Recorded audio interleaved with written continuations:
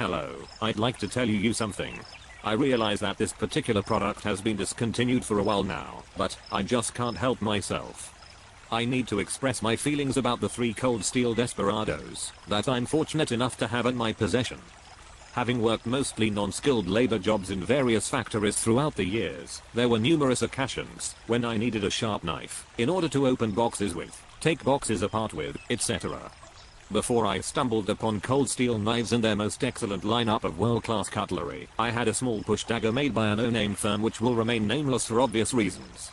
One day, while taking a break from my back-breaking routine, I decided to take out my small push dagger and try to slash through one corner of an empty box that was part of a whole group of empty boxes that my co-worker and I had made to send down to the first floor for the packing department of the glass factory I was working at the time.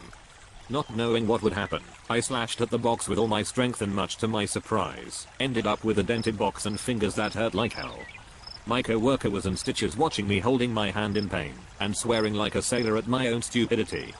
Fast forward to just a few years ago, when I decided to enter the security field and the unending boredom that fills my 8-hour shifts. During my workday, I see very little need to carry a knife, and my boss would fire me if I did, so the rest of this story has to do with my time away from work.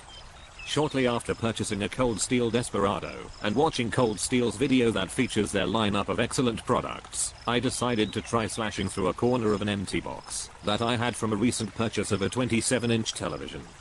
At first I was a little apprehensive, having remembered what happened years ago at the glass factory, but then I thought of Cold Steel's video.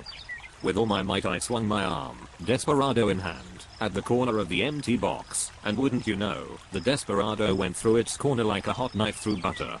I stood there in complete amazement at the impressive display of cutting power that the Desperado had just accomplished.